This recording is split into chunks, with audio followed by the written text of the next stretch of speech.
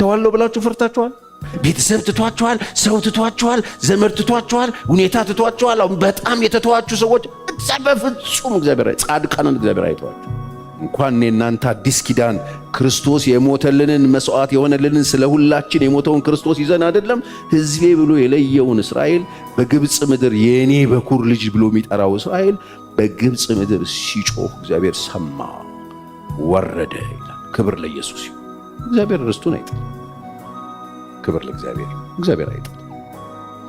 በአዲስ ኪዳን ደግሞ እኔና እናንተ እግዚአብሔር ሕዝቦች ሆን ጻድቃን ተብለን ለእኔ ለርስቴ የተለየ ወገን ተብለን ጴጥሮስን ጠይቀው ከጨለማ ወደሚደነቅ ብርሃን የጠራችሁ የእርሱን በጎነት እንድትነግሩ ለርስቱ የተለየ ወገን የተለየው ነኝ እኔ የንጉሥ ካህን።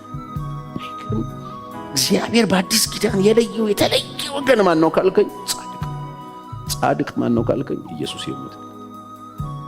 ኢየሱስ የሞተለት ማን ነው ስሙ? ጻድቅ። እግዚአብሔር ምን ያደርገዋል? ከክፉ ይጠብቀው፣ ጸሎቱን ይሰማል። ጆሮቹ ሁል ጊዜ ክፍት ናቸው። እሱ ምን ይላል? ያይሃል። እሱ ምን ይላል? ይሰማሃል። ማን? ጻድቅ። ጻድቅ ለመሆን ምን ላርግ ፓስተር ቸሬ?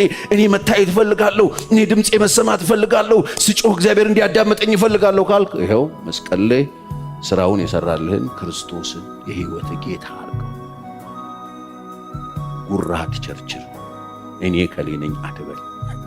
አይሰማህም።